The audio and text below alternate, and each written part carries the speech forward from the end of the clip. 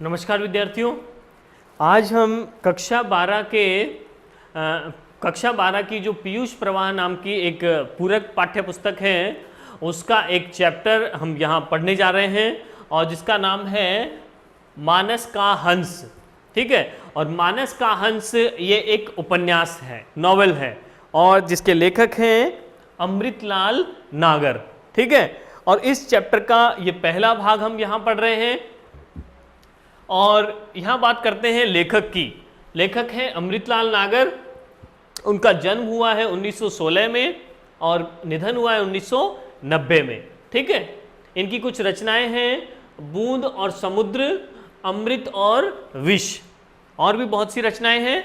ठीक है, तो लेखक के बाद में हम जानते हैं इस चैप्टर के बारे में।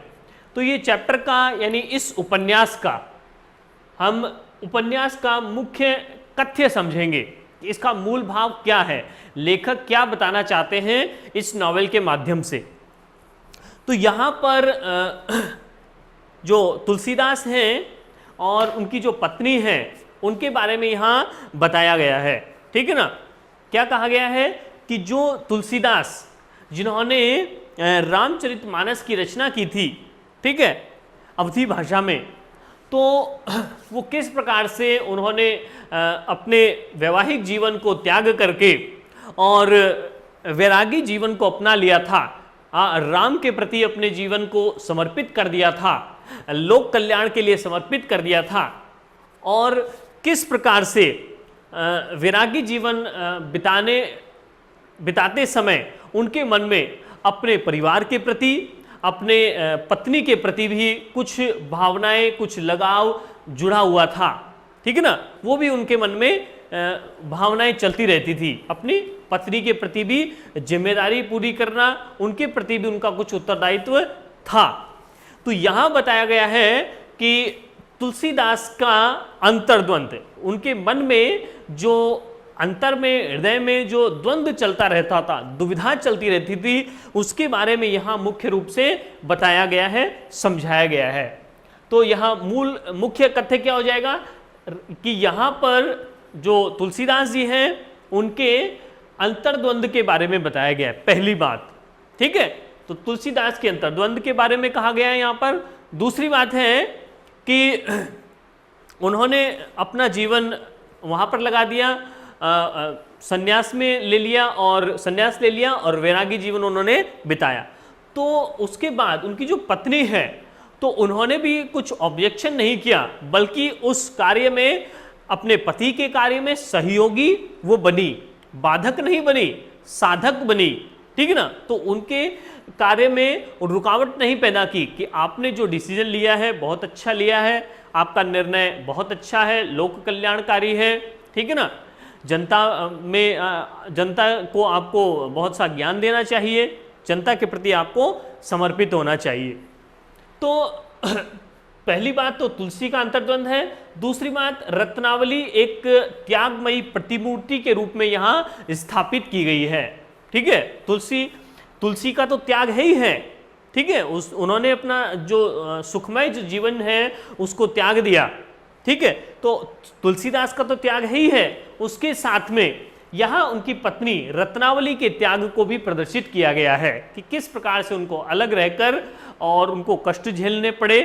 ठीक है, तो दूसरी बात है रत्नावली को एक त्यागमयी प्रतिमूर्ति के रूप में पेश किया गया है। और तीसरी बात है तत्कालीन समाज का भी वर्णन किया गया है। ठीक है, किस प्रकार की समाज की मान्यताएं उस समय थी। तो यहाँ तीन बातें मुख्य रूप से बताई गई हैं। एक तो तुलसी का अंतर्द्वंद, दूसरा है रत्नावली एक त्यागमयी प्रतिमूर्ति के रूप में, और तीसरा है तत्कालीन समाज का वर्णन, सामाजिक व्यवस्था का वर्णन। ठीक है, और क्या बताया गया है इस उपन्यास का मुख्य कथ्य क्या है कि राम भक्ति का शिखर पुरुष है तुलसीदास। ठीक है, तुलसीदास जी ने राम की भक्ति की है, राम को सब कुछ माना है, इस सृष्टि का, इस ब्रह्मांड का रचयिता माना है, इसका पालक पोषक माना है। ठीक है, और अनेक रूप अनेक अवतार धारण करने वाला माना है। ठीक है ना, तो राम की भक्ति करने के लिए तुलसीदास जी को शिखर पुरुष कहा जा सकता है। शिखर मतलब चोटी का पुरुष, मतलब सबसे श्रेष्ठ पुरुष कहा जा सकता है। राम की भक्ति के लिए जो सबसे श्रेष्ठ पुरुष है वो तुलसीदास जी हैं, यहाँ स्थापित किया गया है। क्योंकि वो हर बात पर, कोई भी उनको दुविधा होती है, कन्फ्यूजन होता है, तो वो राम की मूर्ति के पास में चले जाते हैं और हाथ जोड़कर निवेदन करने लगते हैं, गिड़गिड़ाने लगते हैं, ठीक है ना। तो वो सब कुछ राम को ही समर्पित कर देते हैं। तो राम भक्ति के शिखर पुरुष हैं कौन? तुलसीदास जी। और तुलसी के मन में परित्याग का पश्चाताप भी है, ये भी यहाँ प्रदर्शित किया गया है कि उन्होंने अपनी पत्नी को, अपने परिवार को त्याग दिया है और सन्यास को ग्रहण कर लिया है। और फिर उसके बाद उन्होंने जब पत्नी को परित्याग किया, त्यागा, ठीक है, तब उसका पश्चाताप भी उनके मन में है कि उनके मन में बार बार वो भावनाएं उठती है कि क्या मेरा पत्नी के प्रति कुछ कर्तव्य है या नहीं है, ठीक है। तो क्या मैंने जो पत्नी को त्याग दिया है, क्या मैंने ये सही किया है या गलत किया है? तो ये उसके मन में भावनाएं उठती रहती है। तो तुलसी के मन में परित्याग का पश्चाताप भी है। और लोक कल्याण हेतु वो क्या कर देते हैं? वैराग्य धारण कर लेते हैं। तो ये कुछ प्रमुख बातें इस उपन्यास में बताई गई हैं, ठीक है। तो 3 प्रमुख बातें हम यहां से निकालते हैं। सबसे पहली बात है तुलसी का अंतर्द्वंद। प्रमुख जो बात है वो यहां निकल कर आ रही है, तुलसीदास जी का अंतर्द्वंद, ठीक है। किस प्रकार से उनका जीवन बीत रहा था, तब जब वो वैराग्य धारण कर चुके थे, उसके बाद। तो यहां पर कहा है लेखक ने कि तुलसीदास जी का जो जीवन है, वो वैरागी जो जीवन है वो बड़ा दुविधा से युक्त था, ठीक है ना। उनको वहाँ सम्मान मिलता था, उनको वहाँ अच्छा भोजन दिया जाता था, लेकिन वो भी उन्हें अरुचिकर लगता था। किसको? तुलसीदास जी को। वहाँ उनको सम्मान नहीं चाहिए था, किसी प्रकार का अच्छा भोजन नहीं चाहिए था, ठीक है ना। केवल उनको राम की भक्ति उनको करनी थी केवल, ठीक है। तो यहाँ अंतर्द्वंद किस प्रकार से कहा गया है कि वो तुलसीदास जी क्या करते हैं? साधु हैं और वो सबको क्या करते हैं? उपदेश देते हैं, ज्ञान देते हैं, और लेकिन खुद भी कभी कभी क्या हो जाते हैं? वो पीड़ित हो जाते हैं, कन्फ्यूजन उनके मन में रह जाता है कई बार। तो वो क्या करते हैं? तो श्री राम की मूर्ति के सामने जाकर वो हाथ जोड़ने लगते हैं। किस प्रकार से?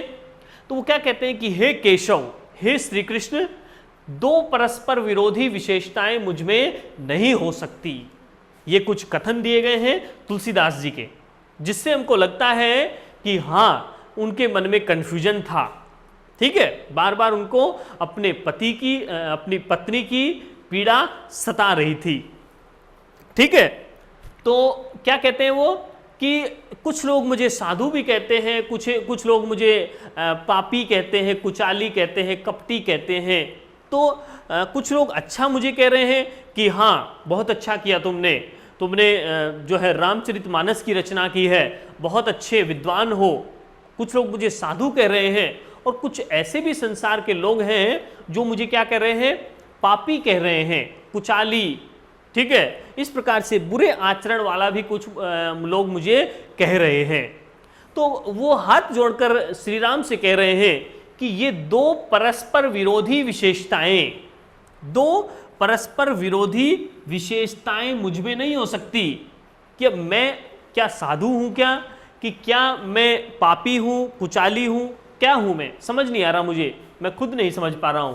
तो हे ईश्वर, मुझे बताओ कि हे कृष्ण रूप राम, मुझे बताओ कि ये 2 विरोधी विशेषताएं मुझे में किस प्रकार है। मैं हनुमान जी की पूजा में कर रहा हूँ, हनुमान जी तो मुझे कभी कभी दिख भी जाते हैं, वो ऐसा कहते हैं कि हनुमान जी को मैंने देख भी लिया है, लेकिन हे राम, मैंने आपका कभी अनुभव नहीं किया है। आप भी मुझे कभी कभी दर्शन दे जाया करें तो मेरा भला हो जाएगा, मुझे थोड़ी शांति मिलेगी, रिलैक्स मुझे मिलेगा, ठीक है ना। तो वो इस प्रकार की बातें वो करते हैं। और क्या कहते हैं, ये उनका कथन है। और क्या कहते हैं कि हे राम जी, कदाचित मुझे दर्शन नहीं देते हैं, कि जो राम जी हैं मुझे शायद इसलिए दर्शन नहीं दे रहे हैं, मुझे परेशान कर रहे हैं कि मैं कितनी यहाँ पीड़ा में भोग रहा हूँ कृष्ण के श्री राम के वियोग में। तो शायद राम जी शायद मुझे इसलिए दर्शन नहीं देते हैं कि मैं रत्नावली से निठुराई बरत रहा हूं। यानी मैंने क्या किया है, मैंने पाप किया है। क्या पाप किया है कि अपने मेरी जो पत्नी है रत्नावली को मैंने उनको त्याग दिया है, और कैसा भी बुरा जीवन व्यतीत करने को उनको छोड़ दिया है। मैं उनका हाल भी नहीं पूछता हूं कि किस हाल में वो जी रही है, खाने पीने को उसके पास है या नहीं है। मैंने उनके साथ विवाह किया है पत्नी रत्नावली के साथ, और मेरा कर्तव्य बनता है कि मैं पूरा जीवन भर उनका साथ दूं, लेकिन मैं ऐसा नहीं कर पा रहा हूं। शायद इसीलिए क्योंकि मैं रत्नावली अपनी पत्नी से निठुराई बरत रहा हूं, निर्दयी हो गया हूं मैं अपनी पत्नी के प्रति। पत्नी को मैं हालचाल भी नहीं पूछ रहा हूं पत्नी के, और मैं उनकी तरफ ध्यान भी नहीं दे रहा हूं। शायद इसी कारण, क्योंकि मैं अपनी पत्नी से निर्दयी हो गया हूं, इसी कारण शायद जो श्री राम है वो मेरे प्रति निर्दयी हो गए हैं। श्री राम को मेरे प्रति भी दया नहीं आ रही है, वो मुझे दर्शन नहीं दे रहे हैं, उनसे मेरा मिलन नहीं हो रहा है शायद। ठीक है, तो मुझे क्या करना चाहिए? शायद ये सन्यासी जीवन छोड़ करके वापस रत्नावली के साथ रहना चाहिए। ठीक है, और क्या कहते हैं कि मैं प्रीति तो बढ़ाता चलता हूं। क्या कह रहे हैं वो तुलसीदास जी कि मैं प्रीति बढ़ा रहा हूं। प्रीति मतलब कृष्ण श्री राम के प्रति प्रेम मैं बढ़ा रहा हूं, फिर भी मुझे प्रतीति क्यों नहीं होती है? हे श्री राम मुझे बताइए। प्रतीति का मतलब है विश्वास। मुझे विश्वास दिला दीजिए कि हाँ हे तुलसी तू मेरा है, मैं तुम्हें ग्रहण कर लूंगा, अपना लूंगा, ऐसा मुझे एक बार विश्वास दिला दीजिए हे श्री राम। तो मैं प्रेम तो बढ़ा रहा हूं आपके प्रति, लेकिन मुझे क्यों मेरे मन में प्रतीति नहीं हो रही है, विश्वास नहीं हो रहा है कि आप मुझे ग्रहण कर लेंगे अथवा नहीं। ये मेरे मन में एक द्वंद्व है। और वो लेखक कहते हैं कि इस प्रकार जो तुलसीदास जी हैं वो एक थाली के बैंगन के समान है। जिस प्रकार थाली का बैंगन कभी इधर लुढ़कता है कभी इधर लुढ़कता है, ठीक है, क्योंकि वो गोल होता है, ठीक है, थाली में रखा हुआ है, कभी इधर लुढ़क रहा है कभी इधर लुढ़क रहा है। तो उसी प्रकार थाली के बैंगन के समान ही तुलसीदास जी की भी मन स्थिति हो गई है। उनकी जो मन स्थिति थी वो थाली के बैंगन के समान थी कि वो कभी तो सोचते थे कि मैं अपनी पत्नी के साथ रह लूं, ठीक है, अपनी पत्नी को मैं सारा सुख दूं, ठीक है, उसके प्रति अपना कर्तव्य निभाऊं। और कभी वो सोचते थे कि मुझे स्वार्थी नहीं बनना चाहिए, अपनी पत्नी के बारे में ही नहीं सोचना है, मुझे पूरे दुनिया के बारे में सोचना है, पूरे जन कल्याण के, लोक कल्याण के बारे में मुझे सोचना है। ठीक है, मुझे ऐसे ग्रंथ की रचना करनी है, मुझे ऐसा ज्ञान सभी लोगों को प्रदान करना है, श्री राम का ज्ञान। तो इस प्रकार की उनके मन में अंतर्द्वंद चलता रहता था वो उनका मन। ठीक है, और क्या कहा है? खरा गोस्वामी ही इस जल पर बिना पैर भिगोए चल सकता है।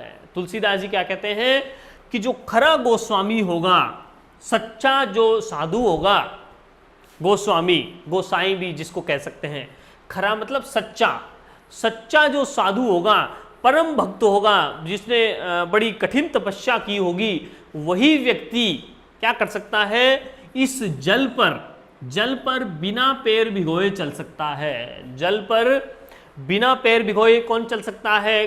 कोई भी नहीं चल सकता।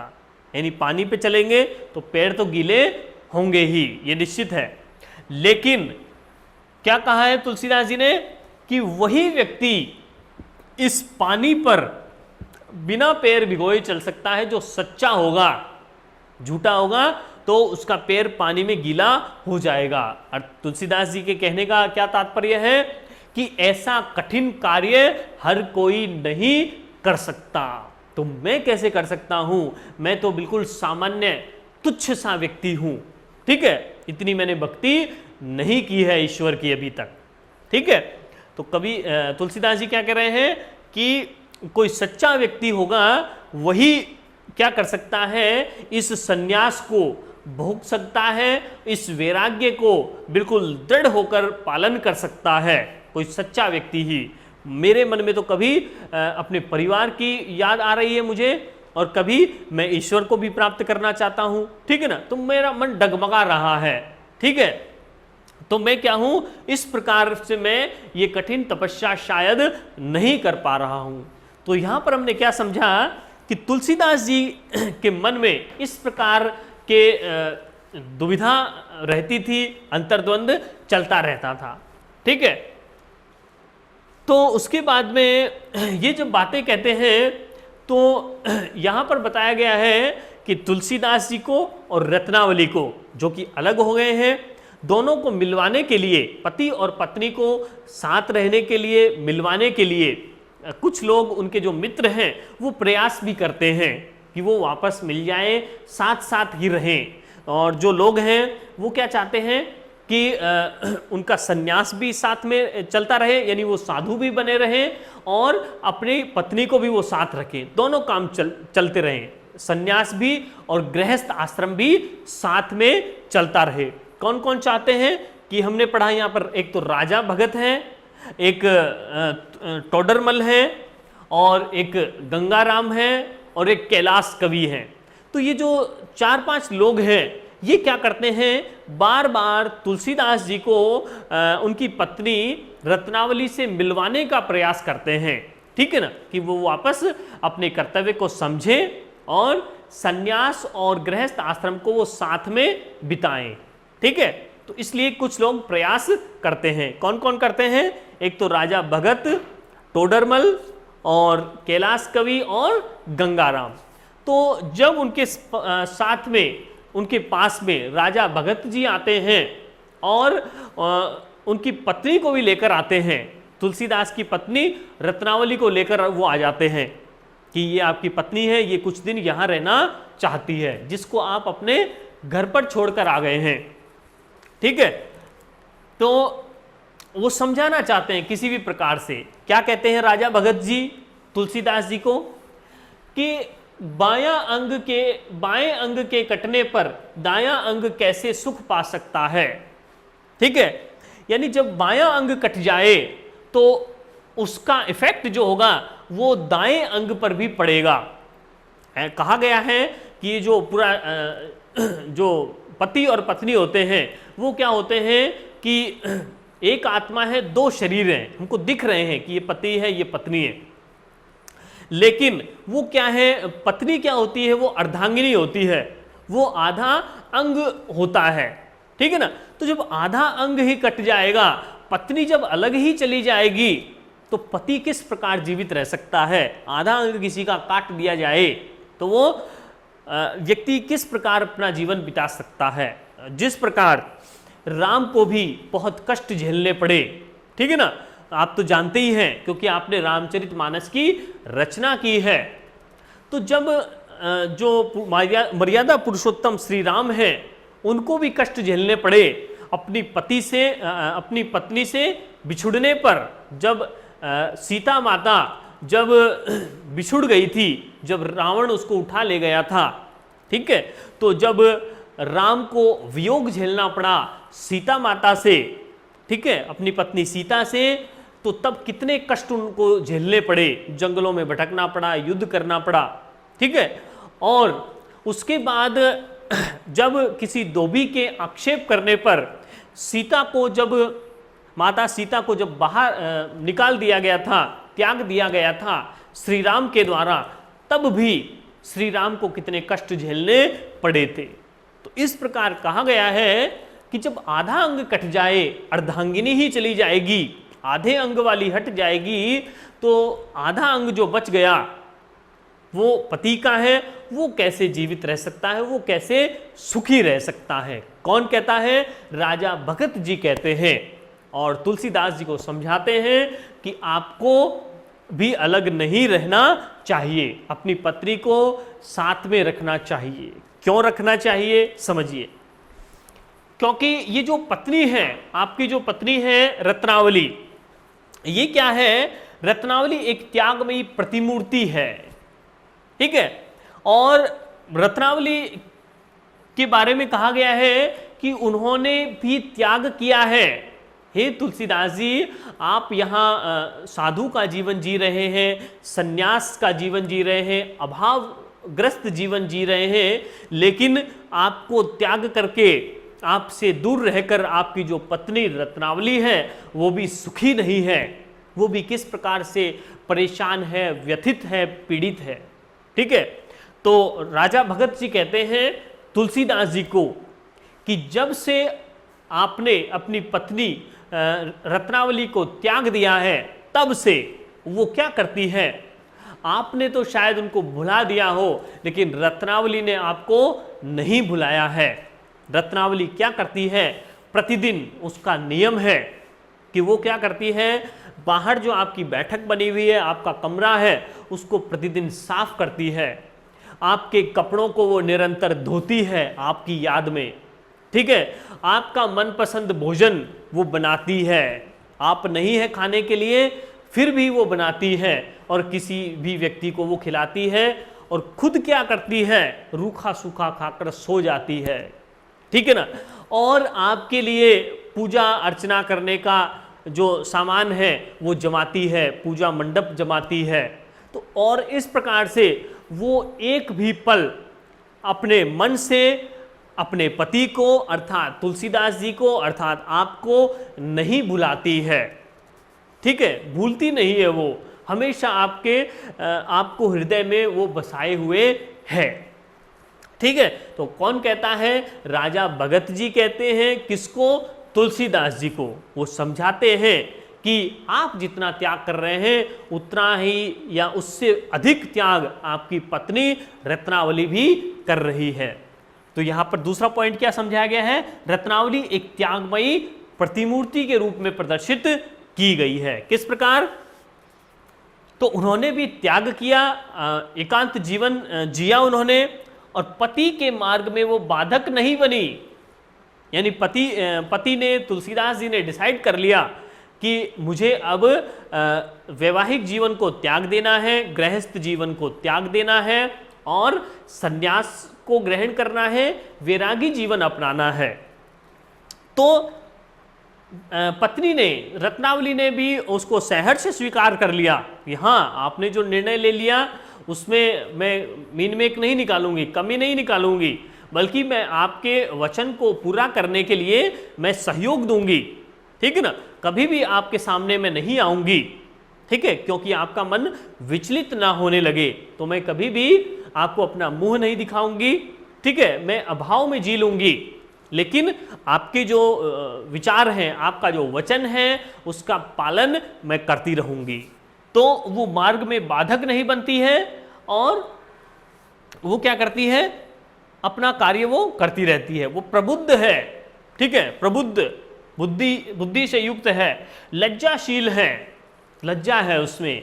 जो लज्जा क्या होती है, जो स्त्री का, भारतीय स्त्री का एक गहना कह सकते हैं उसको, लज्जाशील थी वो, ठीक है। तो यहां पर क्या किया गया है, रत्नावली को, तुलसीदास जी की पत्नी को एक आदर्श नारी के रूप में प्रस्तुत किया गया है। भारतीय आदर्श नारी, भारतीय आदर्श नारी क्या करती है कि वो अपने पति का अनुगमन करती है, पीछे रहती है, उसकी बताए हुए बातों का अनुकरण करती है, ठीक है ना, उसके वचन का पालन करने के लिए हर संभव प्रयास करती है, ठीक है ना। वो मांग नहीं करती बल्कि त्याग करती है। इस प्रकार से ये जो आदर्श नारी होती है, आदर्श भारतीय नारी होती है, उसी के समान कौन थी, रत्नावली थी, ठीक है ना। तो यहां पर हमने क्या बात समझी है, दो बातें हमने यहां पर समझी है इस चैप्टर की, कि एक तो तुलसीदास जी का अंतर्द्वंद यहां बताया गया है, ठीक है, किस प्रकार से अंतर्द्वंद, यहां कुछ कथन दिए गए हैं। ये कथन किसके हैं, तुलसीदास जी के। वो कहते हैं कि मेरा मन जो है वो डगमग कर रहा है, डोल रहा है बार बार से, और रत्नावली को प्रस्तुत किया गया है एक आदर्श नारी के रूप में, एक त्यागमयी मूर्ति के रूप में, ठीक है, और पति के मार्ग में बाधक वो नहीं बनती है, मार्ग में साधक वो बनती है, ठीक है। और तीसरा पॉइंट है इसका तत्कालीन समाज का वर्णन कि उस समय समाज कैसा था। तो इस पॉइंट के बारे में हम बात करते हैं अगली क्लास में। धन्यवाद।